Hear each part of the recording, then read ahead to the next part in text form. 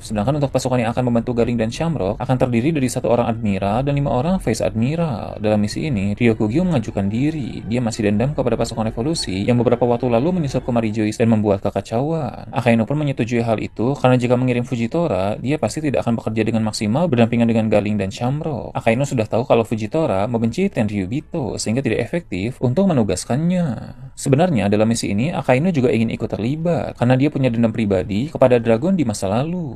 Namun berhubung sekarang dia adalah seorang fleet admiral, maka dia tidak bisa pergi seenaknya meninggalkan markas. Lagi pula ada hal lain yang harus dia kerjakan sekarang-sekarang ini. Akainu punya firasat buruk bahwa Garp yang sudah kalah dan ditahan di Pulau Hachinosu akan dijadikan alat negosiasi oleh bajak laut Kurohige. Meski pada akhirnya Koby selamat, tapi menurut Akainu itu tidak setara. Garp yang merupakan salah satu kekuatan tempur besar angkatan laut ditukar dengan Koby yang kekuatannya belum matang. Ini sangat berdampak buruk pada kekuatan angkatan laut. Sebelumnya, Kurohige ingin bernegosiasi dengan pemerintah dunia untuk menjadikan Hachinosu sebagai negeri yang resmi. Namun tawaran itu ditolak karena tawanan mereka hanyalah seorang Koby. Namun, kini karena tawanannya adalah orang sekelas Garp, maka kemungkinan pemerintah dunia menyetujui kesepakatan itu menjadi lebih besar. Jadi sebelum Kurohige menawarkan negosiasi lagi dengan pemerintah dunia, Akainu ingin menggerakkan pasukan untuk menyelamatkan Garp. Beberapa waktu yang lalu, ada diskusi singkat antara Akainu dengan Sengoku. Sengoku yang merupakan fleet admiral sebelum Akainu memperingatkannya untuk tidak terburu-buru dalam mengambil keputusan. Dulu Sengoku pernah beberapa kali salah mengambil keputusan, tapi untungnya ada Kong yang bisa menghandle situasi. Sengoku pun menyarankan Akainu untuk pergi menemui Kong. Siapa tahu dia bisa memberi saran yang bagus tentang situasi yang kacau saat ini. Akainu pun mulai menghubungi Kong melalui Dendin Mushi. Dia bilang akan datang ke ruangannya untuk membicarakan sesuatu.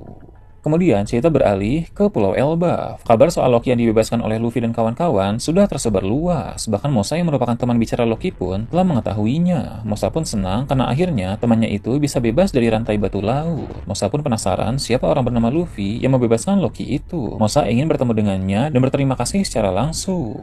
Di suatu ruangan di tempat itu diperlihatkan 2 orang manusia yang baru sadar dari pingsan. Rupanya mereka adalah Eustace Kid dan juga Killer. Berhubung Kid dan Killer terbangun di salah satu ruangan tempat Mosa, itu berarti Mosalah yang menyelamatkan mereka berdua. Jadi setelah bajak laut Kid dihancurkan oleh Shanks, mereka berdua terdampar di pantai Pulau Elbaf, sedangkan kru yang lain belum diketahui. Mosa yang sedang berjalan-jalan di pantai pun membawa mereka ke rumahnya. Mosa adalah seorang raksasa, sehingga membawa 2 orang manusia bukan masalah bahwa Kid dan Killer sudah bangun, meminta mereka berdua untuk beristirahat terlebih dahulu. Karena kondisi tubuh mereka masih belum pulih. Kid pun bilang bagaimana mungkin dia bisa beristirahat dengan tenang sementara keadaan para krunya yang lain belum diketahui. Namun Killer dengan bijak berkata, apa yang Mosa katakan memang benar. Lebih baik mereka beristirahat dan memulihkan diri terlebih dahulu. Karena jika keadaan mereka masih belum pulih, tak mungkin bisa melakukan pencarian terhadap rekan-rekannya yang lain. Kid akhirnya mengerti dan dia pun mulai merasa tenang. Mosa yang tahu bahwa Kid dan Killer telah dikalahkan oleh Shanks berkata, sungguh tindakan yang ceroboh ketika bajak laut Kid berani menantang bajak laut Akagami, karena Mosa tahu bahwa Shanks adalah orang yang sangat kuat. Mosa bisa bilang begini karena dia tahu bahwa dulu Shanks lah yang mengalahkan Loki dan membuatnya dirantai di dunia bawah Elbaf. Loki yang merupakan raksasa terkuat di Elbaf saja bisa dikalahkan oleh Shanks, apalagi Kid dan kawan-kawan yang merupakan bajak laut pemula. Kid yang mendengar hal itu pun langsung kesal, tapi dia juga terkejut karena rupanya Shanks pernah mengalahkan raksasa terkuat yang ada di Pulau Elbaf. Mosa juga mengatakan dia mendengar kabar bahwa Loki yang ditahan di dunia bawah kini sudah terbebas. Orang yang membebaskannya adalah seorang bajak laut bernama Luffy. Kid lagi-lagi terkejut karena rupanya Luffy juga sedang berada di Pulau Elbaf. Bahkan dia melakukan hal gila dengan melepaskan raksasa berbahaya seperti Loki. Killer pun tertawa dan bilang, lagi-lagi si tabi jerami itu melakukan hal yang tidak bisa dilakukan oleh orang lain. Aksi gila Luffy yang membebaskan Loki ini membuat Kid langsung bersemangat. Dia tidak mau kalah dan ingin melakukan hal gila juga yang akan menghebohkan dunia. Setelah Kid dan Killer pulih nanti, mereka akan mencari keberadaan Luffy. Namun sebelum itu, Kid dan Killer meminta tolong kepada Mosa untuk mencari rekan-rekan mereka yang belum ketemu. Siapa tahu mereka juga terdampar di pantai Pulau Elba. Karena saat ini Mosa sedang senang setelah mendengar kabar bahwa Loki sudah terbebas, dia pun mengiyakan permintaan dari Kid. Mosa pun menghubungi teman-temannya untuk mencari orang-orang yang terdampar di bagian pantai Pulau Elbaf. Mosa memiliki banyak teman yang tinggal di sekitar pantai itu, sehingga mereka bisa membantu mencari para kru bajak laut Kid.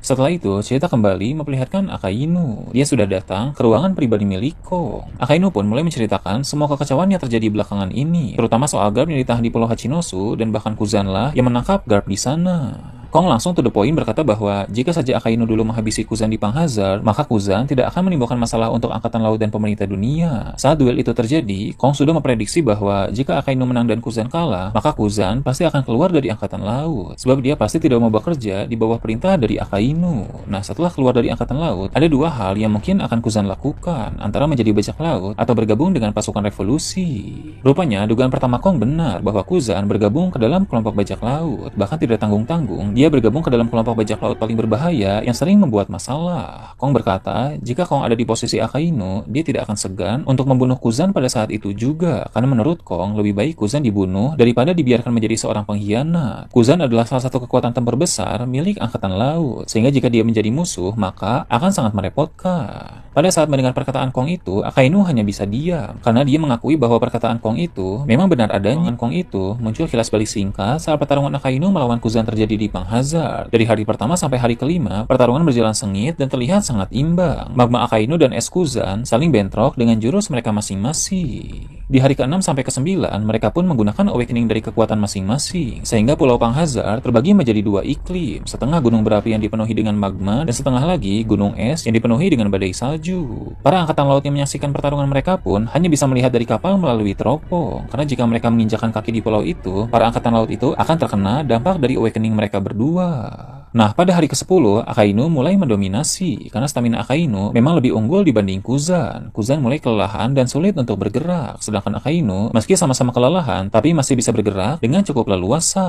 Di momen itulah, Akainu sempat melancarkan serangan yang membuat kaki Kuzan menjadi terpotong. Ini pun menjadi momen di mana Akainu dipastikan menang melawan Kuzan. Di posisi ini, jelas Akainu memiliki kesempatan untuk menghabisi Kuzan yang sudah tidak berdaya, namun rupanya Akainu memilih pergi dan membiarkan Kuzan hidup. Dari pertarungan itu, Akainu hanya mengalami luka bakar di bagian tubuh dan juga telinganya sedikit sobek. Sedangkan Kuzan kondisinya lebih parah. Dia mengalami luka bakar di tubuh dan yang paling parah, satu kakinya terpotong. Untung saja Kuzan memiliki kekuatan Hie-Hie no Mi, sehingga bisa mengganti kaki yang hilang itu dengan es. Kilas balik pun berakhir dan memperlihatkan Akainu menunjukkan sorot mata yang tajam. Dia berkata kepada Kong bahwa kali ini dia tidak akan terbawa perasaan dalam sebuah misi. Mau siapapun musuh yang dihadapinya itu, dia tidak akan segan-segan untuk menghabisinya. Kong pun tersenyum dan bilang, seperti itulah seharusnya seorang Fleet Admiral. Dia juga menambahkan, jika Akainu memerlukan kekuatan tambahan, maka Kong siap untuk membantu. Jadi setelah ini dapat dipastikan bahwa Akainu dan Kong akan melibatkan diri dalam pertempuran.